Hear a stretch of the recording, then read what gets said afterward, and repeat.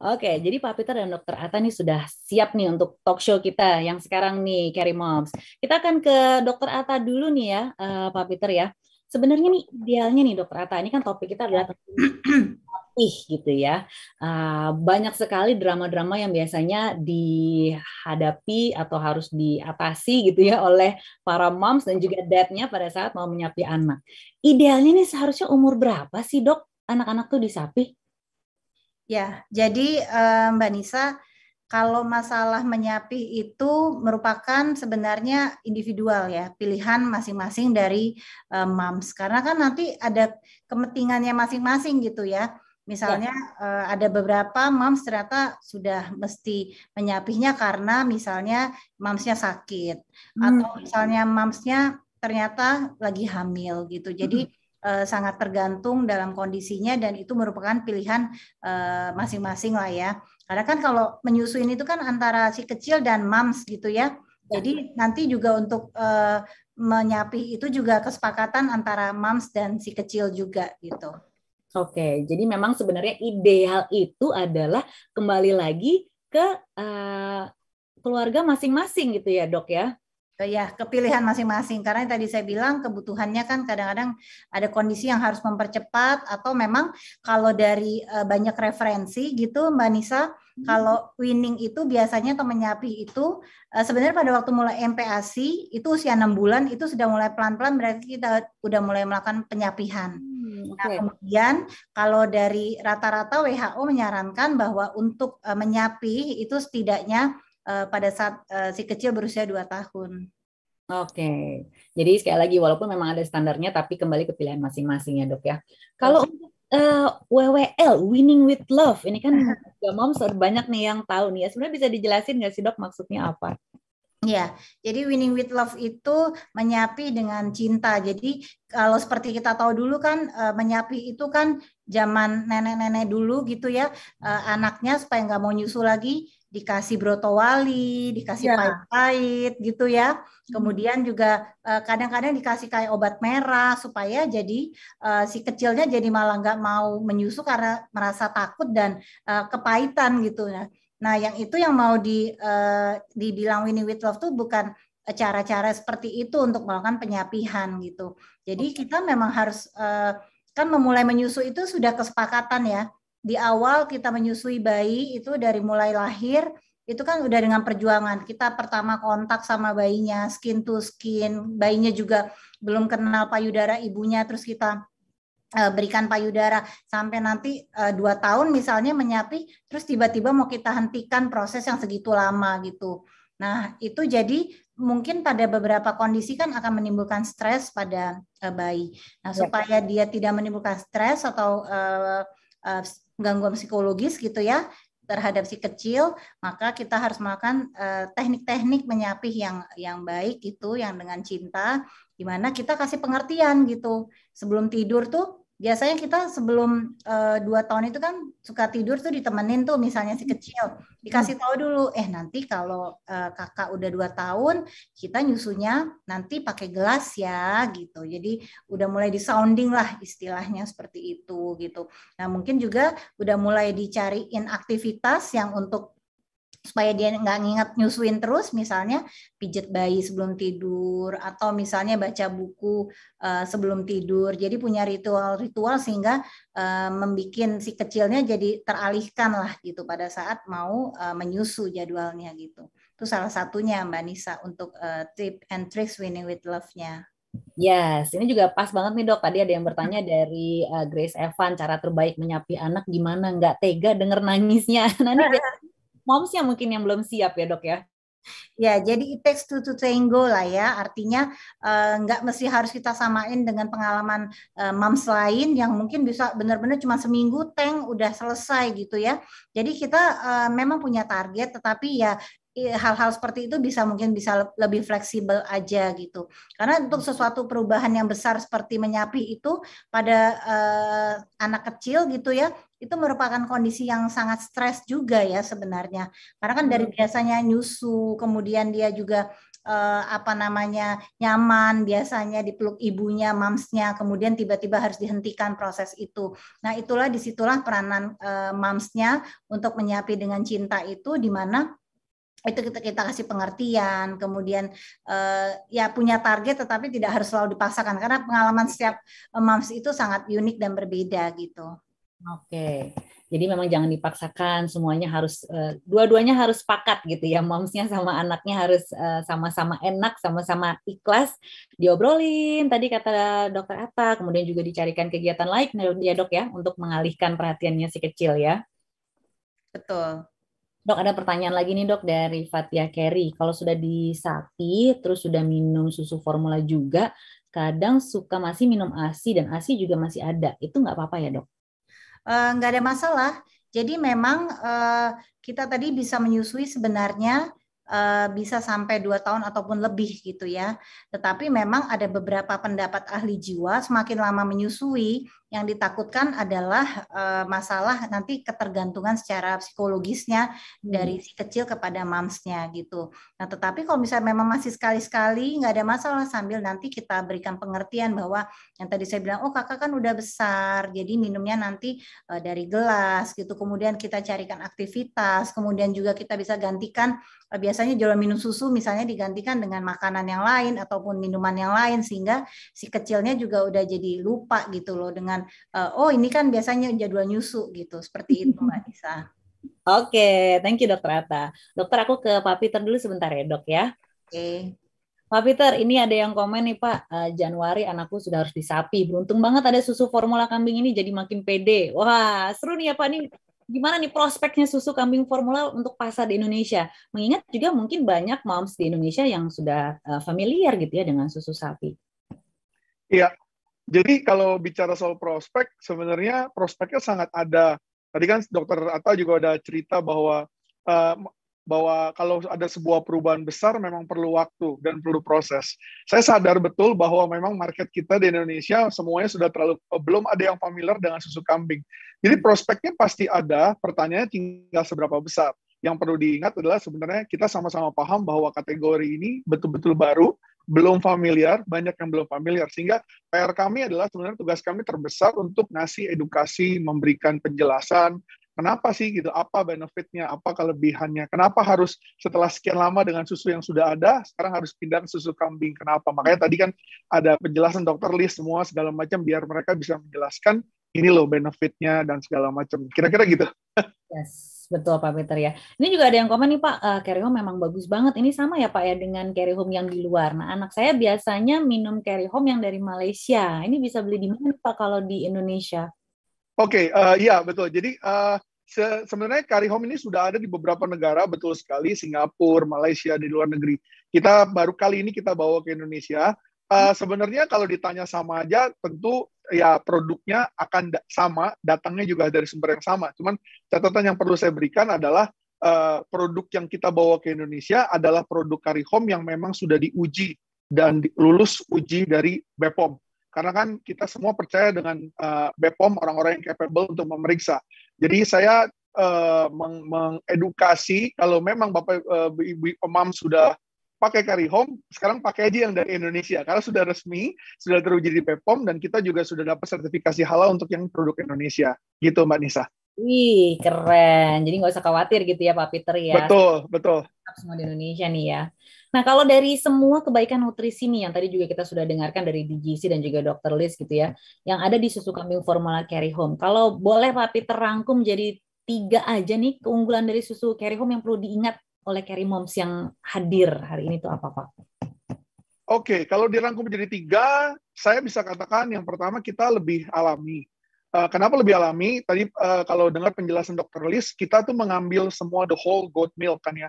Karena the whole goat milk sendiri itu pada prinsipnya memang sudah natural, jadi nggak banyak yang kita tambahkan. Nah, jadi itu kita lebih alami. Terus kemudian yang kedua lebih lengkap, karena setelah tadi sudah lebih alami, kita tetap harus menambahkan. Dr. Liz kan tadi juga ada pesan, kalau cuma the whole goat milk itu nggak cocok untuk anak-anak. Sehingga kita tambahkan beberapa nutrisi yang sesuai dengan kebutuhan perkembangan anak yang memang sudah diketahui bersama. Jadi lebih lengkap gitu.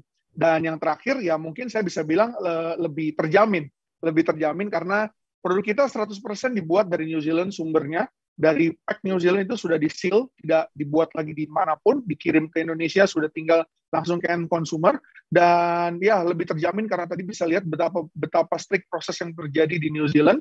Kita juga percaya bahwa New Zealand adalah salah satu negara yang memang cukup strict untuk produk-produk seperti ini gitu ya, seperti dairy. Jadi semua lebih terjamin, terus kemudian juga kita udah tadi yang saya sudah katakan, kita sudah tersertifikasi halal, terus kita juga sudah dapat approval dari BPOM, jadi ini sangat aman dan terjamin buat mom semua. Oke, jadi kalau tadi boleh dirangkum dalam 3 poin, yang pertama itu adalah alami, kemudian lengkap dengan nutrisi lainnya ya Pak Peter ya, dan terjamin karena memang sudah di-seal dari New Zealand, nggak diapa-apain lagi, langsung dikirim. Betul. Ya. Oke Pak Peter, aku mau bertanya ke Dokter Atta lagi ya Pak ya. Dokter Atta, ini banyak sekali nih yang bertanya mengenai menyapi gitu ya. Ada juga dari Mom Vera yang nanya kalau sounding baiknya dari usia berapa, karena anaknya sudah 20 bulan, makin suka minta nyusu, padahal sebelumnya nyusu untuk tidur aja. Jadi makin bertambah umur malah makin manja gitu kayaknya ya. Terus ada juga dari Mom Intan yang bertanya, supaya nggak takut anaknya gimana cara menyapinya, dan apakah benar kalau terlalu lama nggak disapih bisa bikin gigi anak rusak? Gimana tuh dok? Oke, jadi pertanyaan bagus-bagus banget ya. Ujung-ujungnya kan memang winning with love itu tadi yang saya bilang adalah kesepakatan antara si kecil dengan momsnya itu sendiri. Jadi ya sesuai keikhlasan bayinya aja gitu. Pada saat waktu awal menyusu kita paksa-paksa, wah ayo nak menyusu gitu. Sekarang begitu mau disapi gitu udah langsung mau cepet-cepet juga. Jadi kan itu nggak fair juga untuk si kecilnya gitu. Nah artinya memang itu butuh waktu, butuh proses gitu.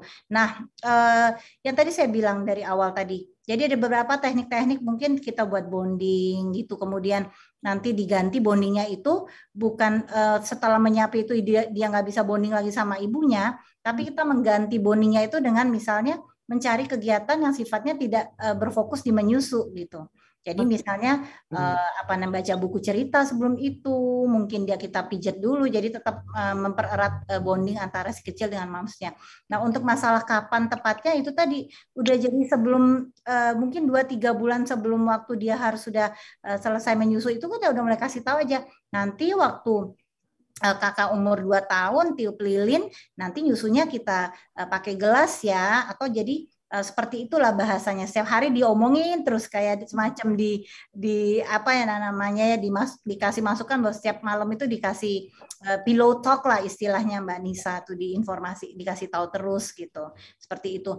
Nah, untuk masalah tadi pertanyaan yang tadi itu dok. Apa? Rusak kalau terlalu lama nggak disapi. Oh iya. Justru tadi kan sudah disebutin juga, tadi saya sebagian ikut, ASI itu mengandung gula, memang laktosa, tetapi gula itu bukan yang gula sifatnya merusak gigi. Jadi mungkin kalaupun misalnya beberapa anak yang menyusu dengan ASI kemudian giginya rusak, itu mungkin juga ada faktor-faktor yang lain gitu ya.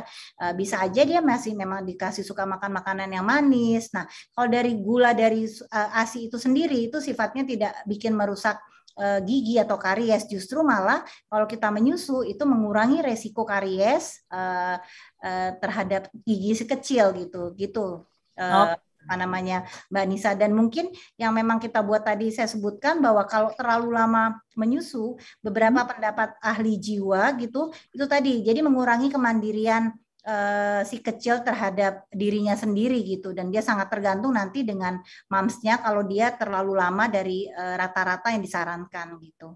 Oke, thank you dokter. Ini ada juga nih dok yang cerita sharing bahwa dari Mom Vina nih ya, anaknya sudah sukses menyapi di usia 3 tahun, tapi nggak mau susu formula atau UHT. Ini gimana nih dok peralihan dari ASI ke susu lainnya? Apakah setelah ASI tetap wajib minum susu karena makannya nggak selalu banyak dan oke katanya dok?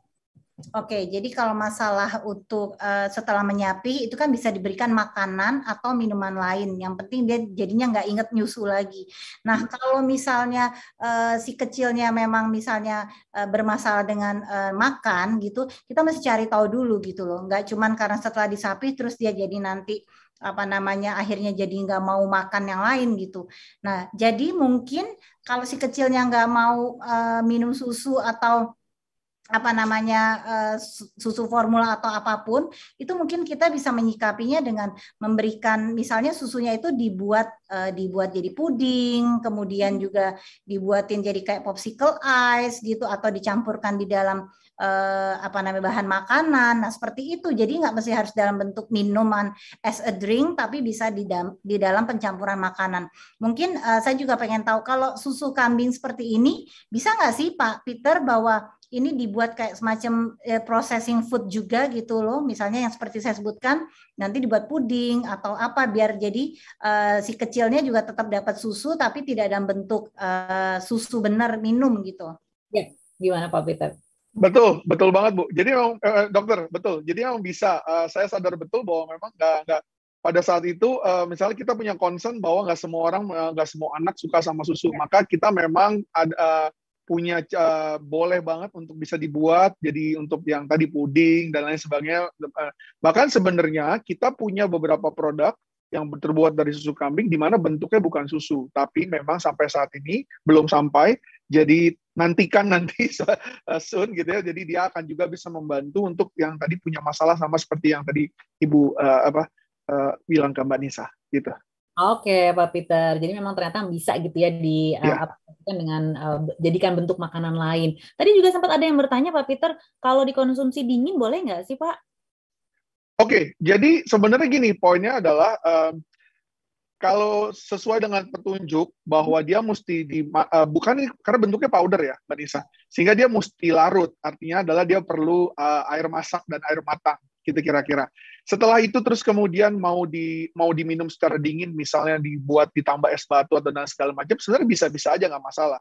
Cuman concern saya adalah saya tadi ingat waktu Mbak Nisa masih di sesi sebelumnya, kalau nggak salah ada ibu yang bertanya kalau dia taruh di dalam kulkas, betul ya, ditinggalin. Nah, saya sebenarnya nggak rekomen, karena gini, kan kita nggak tahu ya, kalau sudah tertaruh, terus kemudian misalnya, saya nggak tahu apakah terpapar atau yang lainnya, dan lain sebagainya. Itu yang kita tidak anjurkan, karena kita tidak jamin. Tapi kalau yang buat kami adalah petunjuknya jelas, dimasak dengan air matang, masak dulu supaya larut, dan sebaiknya segera dikonsumsi. Tapi kalau mau ditambahin, misalnya es batu dan segala macam, boleh banget gitu. Cuman concern saya adalah ketika moms naro terus ditinggalin untuk beberapa saat, asalkan itu tidak, kan kita nggak bisa garansi ya apa yang akan terpapar di sana. Kira-kira gitu sih Mbak Nisa. Oke, jadi memang harus diikuti dulu petunjuk penyajiannya di awal. Betul. Gitu ya. Setelah itu mau ditambahkan es batu boleh, tapi kalau untuk didiamkan dulu tidak direkomen gitu ya. Oke, tapi kalau misalkan ada jeda waktu gitu Pak dari penyajian, itu kira-kira maksimal baiknya tuh berapa lama Pak? Kan memang tadi baiknya adalah langsung dikonsumsi, tapi ada maksimalnya nggak Pak? Boleh berapa lama? Sebenarnya kalau exact berapa maksimalnya memang kita nggak menyebut. Tapi sekali lagi semua akan dibalikan kepada saran penyajian. Karena semua saran penyajian yang kita tuliskan memang sudah dikonsultasikan juga dengan BPOM dan lain sebagainya. Jadi ya sebaiknya kita tetap merekomen untuk tetap mengikuti saran penyajian tersebut gitu. Oke, siap Pak Peter. Dari Mom Vina nih juga bertanya nih Pak Peter, susunya kan untuk usia 3 tahun. Kalau usia 4 tahun apakah boleh tetap dikonsumsi? Dan apakah ada sampelnya nih Pak Peter? Mengingat kalau beli satu kaleng lalu nggak cocok sayang katanya Pak. Oke. Jadi kalau di atas 4 tahun, tadi di atas 4 tahun ya pertanyaannya. Betul.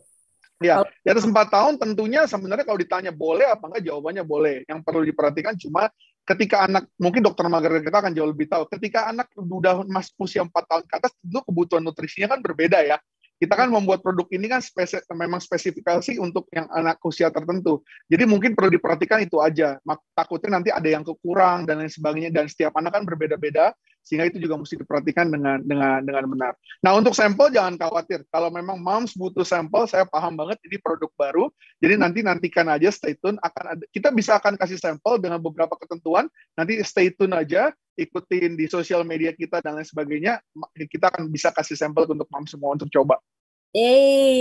Cakep tuh Moms, dicatat baik-baik. Jadi follow sosial medianya @caryhome_id itu ya. Sebenarnya tadi Pak Peter sempat bilang bahwa memang untuk usia anak tertentu. Untuk usia berapa sih Pak Peter? Kebetulan yang ini adalah untuk umur dari 1 sampai dengan 3 tahun. Oke, 1 sampai dengan 3 tahun ya. Iya. Thank you Pak Peter. Dokter Atta, satu pertanyaan terakhir nih Dok dari Ajeng. Kalau metode sapi pelan misalnya siang dulu baru selanjutnya malam, apakah efektif atau malah membuat prosesnya lebih sulit? Oke, gak ada masalah sih. Sebenarnya prinsipnya kan kita secara bertahap. Jadi mulai memang misalnya mengurangi dulu menyusu yang di siang harinya. Nanti di siang harinya itu bisa digantikan dengan makanan ataupun minuman yang untuk menggantikan pada saat waktu menyusu itu gitu ya.